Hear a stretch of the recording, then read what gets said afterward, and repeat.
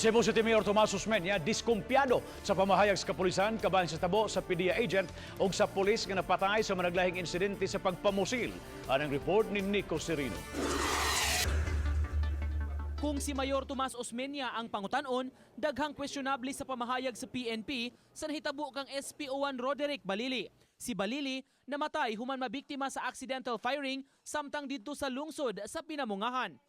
Apan may mga question si Osmeña sa nahitabo base sab sa mga impormasyon nga iyang nadawat.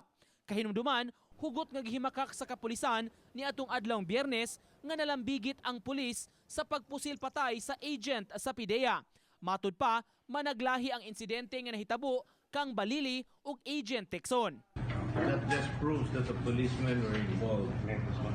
And he was not shot twice, he was shot thrice. One in the arm and two in the body. That came from someone inside the operating room. Gi-question sa mayor ang pamahayag nga duha ka bala ang nakaigo kang Balili hinungdan sa iyang kamatayon. You cannot shoot yourself accidentally with a gun, especially two times. Karong bag-o, vocal si Osmeña sa iyang mga pamahayag batok sa PNP sukad sa nahitabo sa iyang kaalyado nga si Konsehal Jessilo Kadungog. Managlahi ang pamahayag sa PNP ug sa kampo ni Kadungog sa insidente kinsa ang biktima ug ang suspetsado. May bag-ong video pa sa maong hitabo nga mitumaw karon nga gi-repost sa mayor sa iyang Facebook account. Makita ang giingong pagdagan sa pulis nga si PO3 Eugene Kalumba nga daw giapas sa iyang driver nga si Michael Banwa. Matud ni Osmeña, ang iyang mga pamahayag pamaagi aron mapahibaw ang katawhan. Like I said from the very beginning, I don't profess to have even answers. But I'm striving to put things together and I'm trying to keep the people informed unsay akong nakita.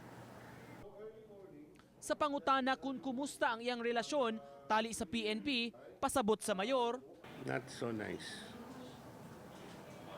No, I give them a chance to prove themselves, no? And they're making some moves right now, so okay na. Huh? When they see the SWAT now being deployed in the streets, okay na. When they say they're going to put now troops in Ermita, okay kayo na. agi og reaksyon niini, girespeto sa kapulisan ang pamahayag sa mayor. According to our RD, the statement of the mayor is the mayor's statement.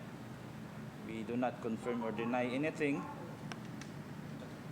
We will just consider his statement and give respect on the views of the mayor.